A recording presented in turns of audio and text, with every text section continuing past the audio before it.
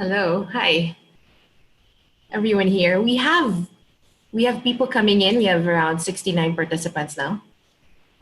So welcome. Good afternoon, everyone. I'm Mika Ortega. I will be one of your hosts today. With me are my co-hosts Oya Arriola and Jozanada. We are all co-founders and of Wise Owl and also co-hosts of the podcast called Give A Hoot. Welcome to our first ever webinar called Coping with COVID, How Do We Spread Hope? This event is co-presented with JustLabs, PumaPodcast, and OMCT. JustLabs is a center for creativity in the social change field, designing tools and solutions to help advocates make an impact on societies.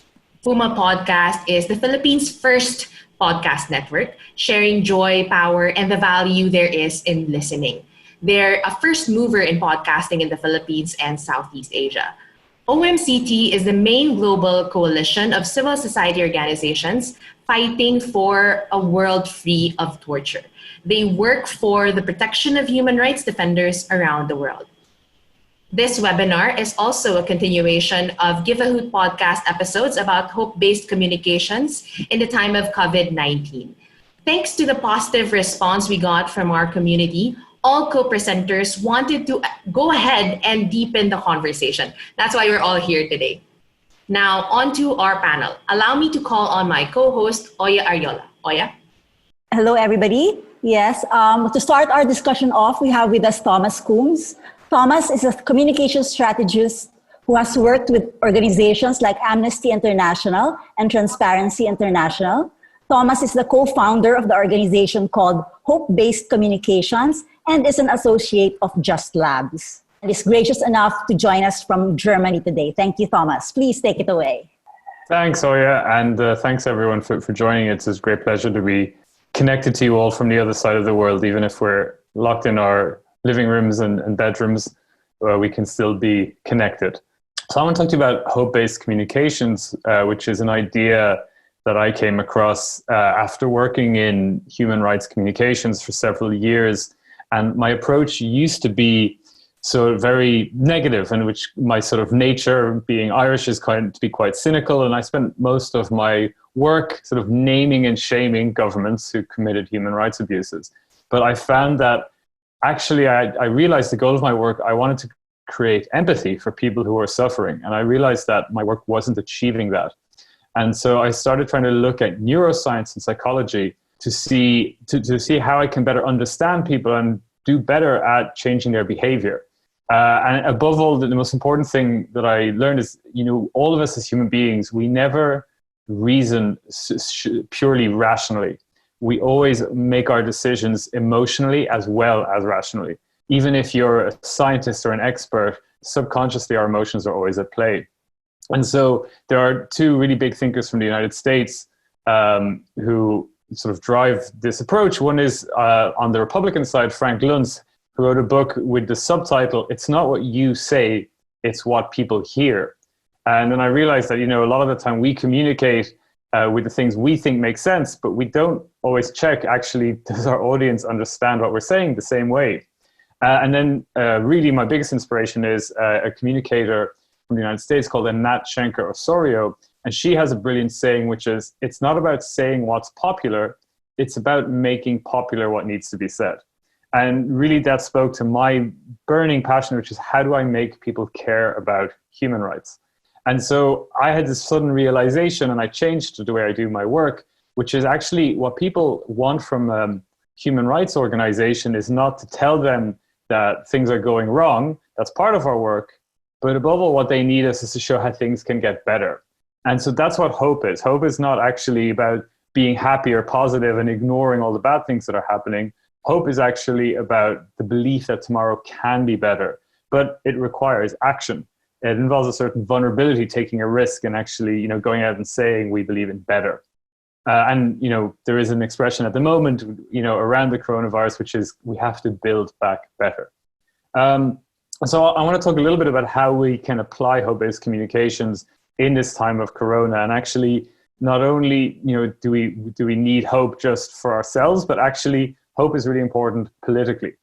And you hear a lot of voices already starting to boldly articulate new visions of how the world could look. But if we don't tie those visions to a story that really relates to people, there is a danger that the fear, the grief, the anxiety, the trauma that we're all going through that will be left behind takes us in the wrong direction, as it has in the past. And a lot of the times, sometimes in NGO work and in progressive communications, we're really focused on the facts and the policies, but we forget to check, how are people feeling right now? And will their emotions be a barrier to hearing what we have to say? And I'll talk a little bit about that now. The biggest challenge for me, though, the starting point, why we need to look at what we call narrative, which is what is the basic stories that people use to understand the events around them. It's like a framework for interpreting events we see. We often focus in NGOs or in human rights on reacting to problems and on also reacting against things. So we really articulate what we stand for in terms of the things we're against. We're against torture. We're against domestic violence. We want a world without executions. Say we don't like austerity. But we actually don't spend as much time working on talking about what we are for. What would we like to see instead? And actually making the case for those things. So I'm going to talk about basically 3 simple steps that all of us can use to tell a story that helps us through the pandemic, but also builds support for a better world after it. And that's based on work that JustLabs have done with the Fund for Global Human Rights, looking at how do we respond to populist narratives that create division and turn people away from each other. And so the basic 3 points is about moving away from crisis to community, but having collective solutions, not individual ones, and having a strong vision for the future. So the first one is like, we really need to try, and it's really hard, but not use the word crisis. Because populist authoritarian leaders thrive in a crisis. And when people are afraid, when they're uncertain, they turn to strong leaders, right, who promise them a false sense of safety. So crisis feeds populism. One of the biggest challenges we're seeing around the world is that authoritarian leaders use this moment to grab more power. And so if we call this a crisis, there's this expression, this sort of common sense expression that drastic times call for drastic measures. So the more we feed this sense of a world out of control, the more people are going to be ready to say, okay, let that leader take more power. I'm going to come back to how we should respond instead. But first, I want to emphasize this point of the challenge for us here is how do we help people feel hope, affirmation, and also pride at the way our communities are responding to this moment to replace that sense of anxiety and fear that can turn us away from each other. How do we empower people who are living in this difficult moment of lockdown? I think the crucial things we want to look at are how do we give people a sense of agency and a sense of belonging? And that's where community and collective action comes in. So looking here at the neuroscience, there's this expression called mortality salience. And it basically means the more we're reminded of death, the fact that we can die, we're vulnerable human beings, we're mortal, that actually, research has shown it triggers conservative policy positions. It makes us more likely to support, say, not helping refugees. It's because when we're reminded of our death, we seek meaning in life. And often if we're on the sort of human rights side or not coming along and helping people with that, a leader who comes and says we're a nationalist or dividing people by religions, people are looking for that identity. And so that's where it becomes really dangerous that people will turn against each other. So psychologists say that one instinct is to have that division when you face a threat, but there are other instincts we can try and encourage, which is, so for example, it's called tend and befriend, which means, again, looking to help people. So to sum up that one point, it's instead of talking about crisis, let's call this a moment that we're living through together. Just a great example of that, in Wuhan, right at the beginning, people would say to each other an expression that meant don't give up. And in Italy, children are writing an expression in Italian that meant everything will be all right on walls and streets. So what we need, obviously, to highlight the things going wrong and show how to make them better, but we also need a certain sense of confidence that we do know how to make things better, and that if we do make the right decisions, things will be okay. That brings us to that second shift, which is focusing on the collective action, not on the individual. So just on a really practical level, if you tell people, don't go out, you might get sick, we found that wasn't actually as effective as saying, stay home, save lives. So it's just a simple shift to give people agency and actually say, this is about you taking action And there was this sense of we're all staying home together in order to take care of the people who are most at risk. This comes again, a very simple insight, which is our instinct is often to highlight the suffering of certain groups of people. But there's a risk that if we talk about the suffering of a different group of people, our audience starts to see there's us and them. And so we need to sort of try and change that framing to, instead of it being separate groups of people, that this is about us taking care of each other. And we can do that by focusing on the stories of care and solidarity that we're already seeing in our communities.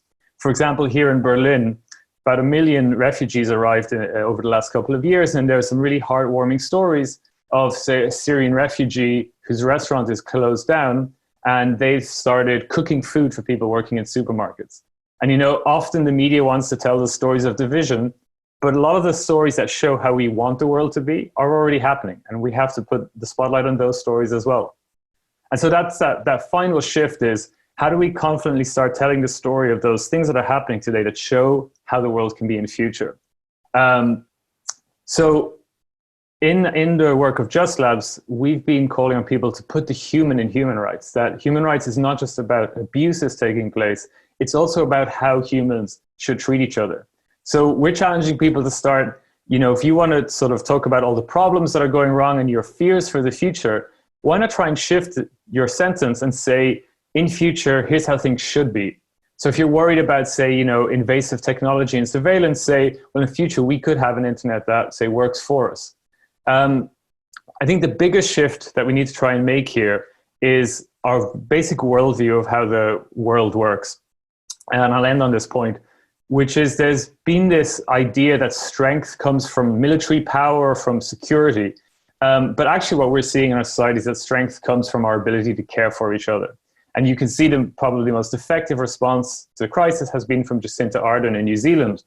And so what we need to do is really start to reinforce that actually what strong leadership looks like is being able to care for each other. And that's the message we can all start promoting with the stories we tell. So I'll leave it at that and look forward to continuing the discussion with you. Thank you for that, Thomas. Our next panelist is an award-winning journalist and the CEO of PumaPodcast, Roby Alampay. He is an anchor presenter on 2 nightly programs on Signal TV's all-news cable channel One News. Until recently, he was the editor-in-chief of the Philippines' oldest and leading business news provider, Business World. As a backstory, last year it was Roby who had this crazy idea of starting a podcast about communication and social change. We know we wouldn't be here today without Roby's vision, so thank you for that, Roby.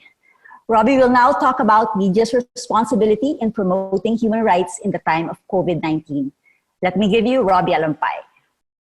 Hello, good afternoon to everybody. Let me start off by saying Oya, you're giving me too much credit. I Give A Hoot is a wonderful project, but if I remember correctly, it was Mika and you who really said that, you know, we have this agency, this communications agency that really focuses on giving platform and power to people who are advocating for particular causes. And that really was what got to me. And it was also convenient because I think it had something to do with our own vision for PumaPodcast, in that we feel that the podcasting platform lends itself to, as one of our more famous podcasters, Randy David, said, the unhurried conversation, more thoughtful discussions, partly because it's a function of not being able to compete on the level of breaking news, on all of this frenetic pace of information that wouldn't even allow you to breathe, much less think. And we thought that we could turn that into an advantage. And therefore, precisely podcasting and the project that we've embarked on in this kind of conversation is precisely the kind of thing that we need more of. That said, I think when you start up a podcasting company, it goes, I would like to think, into how I am. It's something that I think is important for people to appreciate. Notwithstanding the fact that I am a journalist, I do consider myself an optimist. And I do consider myself, I understand conceptually when you say hope-based communications, when Thomas says hope-based communications, I understand, I think, at core and at heart what that means. I'd like to think that our missions and our values there are aligned. But as a journalist, it does make the eyebrows go up. Hope. It's not necessarily what I don't know if it's old school, but it's not necessarily what I was brought up to think. That journalism is about providing hope. Not necessarily. I have always thought of journalism as agnostic. I've always thought of journalism and news and independent media as something that the most optimistic side of it is just it trusts the people.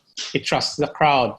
It trusts that when people are fully informed for both what can be perceived as skeptical or even overly skeptical or overly cynical, but at the same time are given the information that allows them to think critically and even be hopeful that they can make that distinction on their own and they can make their decisions on their own. So I start with that. I'm an optimist. At the same time, I'm a journalist. I'm glad that Thomas brought up the word empathy because it quickly reassured me and gave me pause to think, okay, yes, I think that's where we can start. Not so much with a mission to provide hope, but rather to start with empathy.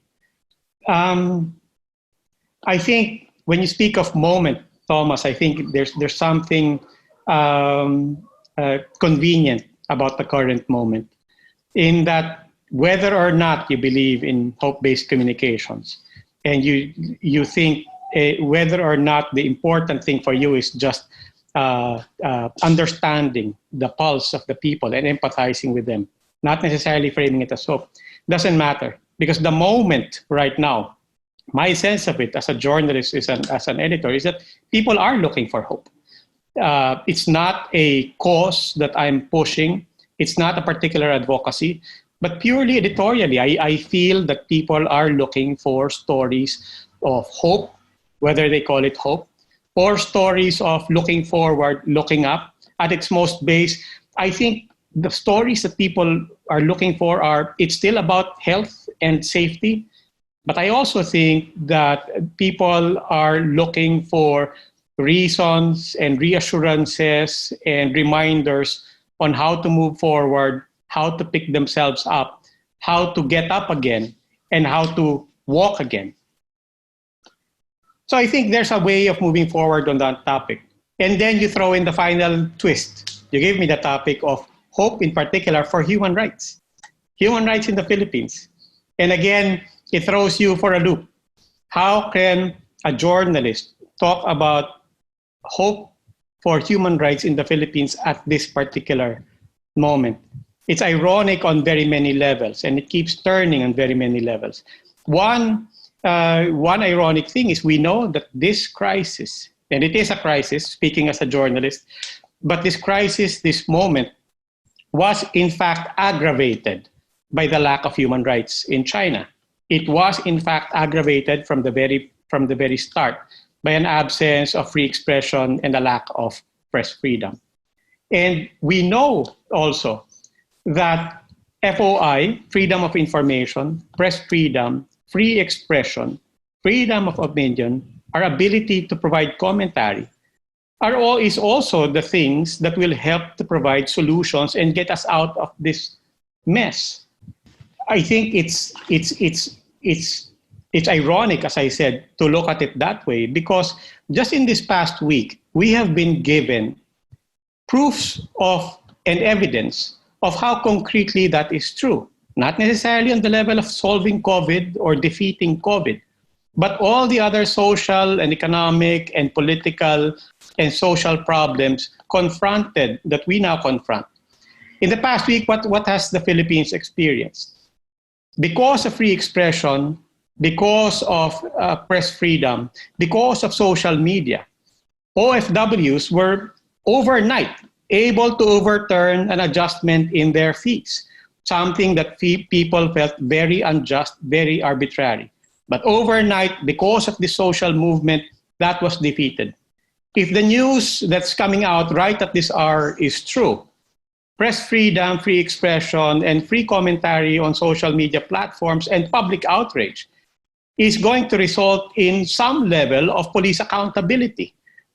It was the outrage of people yesterday that really shouted down what people perceive as outright lies from a high-ranking police officials. And now it seems, according to Malacanang, there will be an official investigation looking at specific and probable sanctions against these high-ranking police officials. So you have this evidence that free expression, press freedom, human rights in general, empowers us and allows us to find, as you said, our own common understanding of what can get us out of this mess collectively and as a community. I'll end with this note. What's ironic, I think, and what's the challenge for us in terms of hope-based communications, particularly for human rights, what's ironic is that we have proven time and again the value of human rights when it comes to various advocacies, whether it's agriculture or putting food on the table or keeping prices in check or demanding accountability of our people or demanding accountability and transparency in the distribution of social amelioration funds on the level of barangay officials, right? But when it comes to human rights, advocating for the sake of human rights, that is where there is a disconnect. People will appreciate human rights, press freedom, their ability to provide commentary when it comes to the very concrete things that affect their lives. And yet human rights for human rights in its own sake, for its own sake, remains a very nebulous topic. That, I think, is where I will round out to hope-based communications, hopefully helping us to bring us to a better normal and seizing this moment and our examples to say that in the better normal that we're working towards, human rights itself, let's not forget what human rights did for us during this moment, during this crisis. It did allow us to fight for transparency. It allowed us to fight for a rule of law. It allowed us to fight for prices, for taxes, and many, many things that kept us alive. May we move forward to a better normal when human rights, for the sake of human rights, will also then be aided by all of these examples, and we can be more concrete in empathizing with people and in people empathizing and understanding the value of human rights. Thank you so much for that, Roby. Now for our last panelist, we actually invited Mayor Krisel Lagman-Luistro, the Chief Executive of Tabaco City, Albay, to tell us her own experience as a local leader in doing crisis communication in the time of COVID-19. Unfortunately, Typhoon Signal number 3 has just been declared over the Bicol region, so she must attend to her constituents first, and rightly so. But she has kindly recorded her presentation, which we will play for you now. Ladies and gentlemen, Mayor Krisel Lagman-Luistro. Good afternoon. Hi to Oya, Mika, and Josa, and all the speakers in this webinar. Thank you so much for inviting me. I'm Shelo Krisel Lagman-Luistro, the Mayor of Tabaco City. Tabaco City is where the Mayon volcano is. It is in the southern part of Luzon, facing the Pacific Ocean, in the province of Albay. We are taping this earlier than the webinar session because we're now under signal number 3 and preparing for the onslaught of Typhoon Ambo. Our evacuation started at noon. Everything is quite peaceful, and yet deep inside, of course, still chaotic because we are still under the COVID challenge. Nevertheless, I think this webinar is very important because it talks about a very, very essential thing that springs in the heart of most of us. It has been said by Alexander Pope that hope springs eternal in the human heart. And hope in the time of COVID, I think, is the best medicine.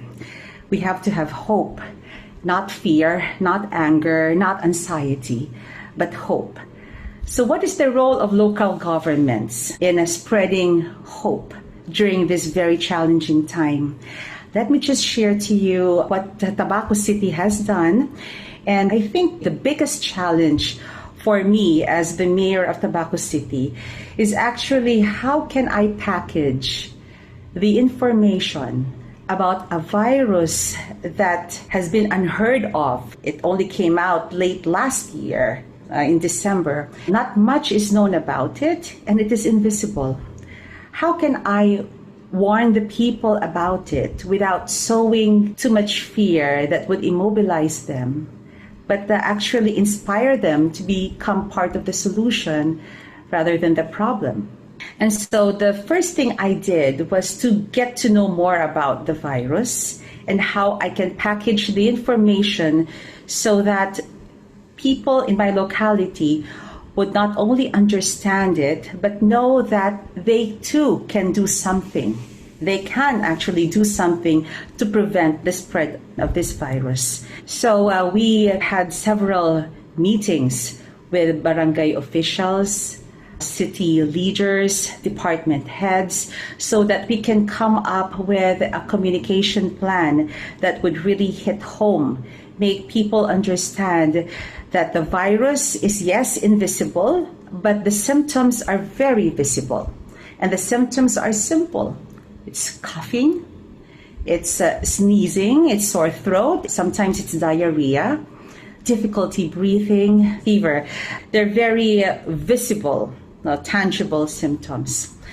And then what do you do when you have those symptoms? So there should be a step-by-step process of reporting and then trusting the health workers, in this case, the BERT, which is not just health workers, but also community leaders, and then sending you to the right facility for isolation, for testing, and then sending you back to your communities and families after you have tested negative. So communication is key. Communication is vital so that people will cooperate. Early on, we started using social media, particularly Facebook, our page. We also set up a new page for COVID-related concerns so that there will be two-way communication between government and the people. It has been very effective to elicit comments, criticisms, both constructive and not too constructive. But at least we knew where people were and we can respond to their concerns and to their needs. An example would be this slide here, the COVID information. It's a COVID daily tracker that tells us about the confirmed cases, the total PUMs and PUIs, both the suspect and probable, the number of patients that have recovered, and the total number of deaths. It's easier to announce good news. Bad news is the one that's really very difficult to present to people. When we registered our first positive case in Tabaco, it was very difficult to announce to the public about this. But for us to be transparent, know where the community is, not necessarily the identity of the positive individual, that would help us in contact tracing. This has been a very effective tool to also make people part of tracking where we are in this fight against COVID. Another would be reporting to the people about our relief operations. They really want to know, tama ba ang na-receive namin? Did we really get 5 kilos of rice, 3 kilos of rice, or 2 kilos of rice? So with this quite colorful infographics, we were able to present to the people what was already given by government. And some of them were also in coordination with other government agencies like the Office of the Congressman or the Office of the Governor. Another slide would show how we appreciate our private donors. Very early on, a lot of families, companies, even farmers and fishermen would come forward and bring their donations for our frontliners. Which means that they really appreciate the work of the frontliners and they want to be part of the team that assists people. One of our posts that garnered more than 10,000 likes was the post on Butchoy. Butchoy is a deaf mute and he is a pajak or pedicab driver.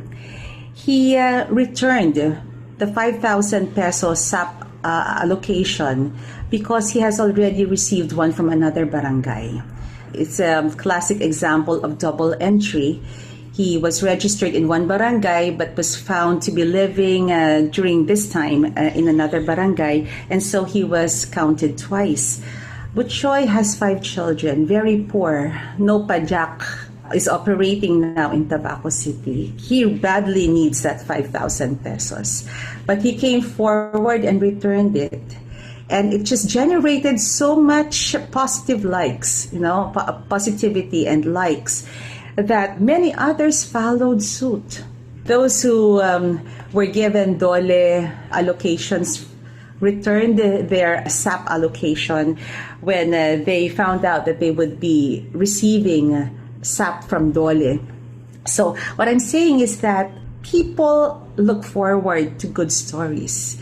People want hope in this time. Now, contrary to the notion that bad news, attracts attention, I think good news also attracts so much attention and inspires people to also do good things. So, telling the story of Butchoy has created a domino effect of positive behavior here in Tabaco City. The last slide that I would like to share with you is the social distancing hearts. I did not post anything about this, but the Radio Veritas posted it in their page, and they just appreciated so much the fact that we have used hearts. Tabaco is the city of love, to promote social distancing. The concept actually is follow me, follow my heart. It tells about respect.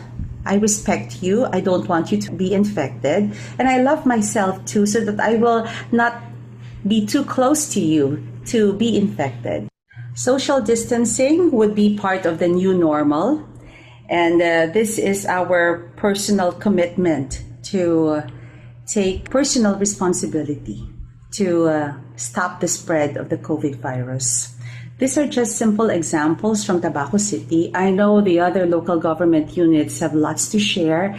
Thank you so much for giving us time, Tabaco City, a chance to also share with you what we have done so far. So much has to be done. Let us continue communicating hope, exporting hope, and not fear.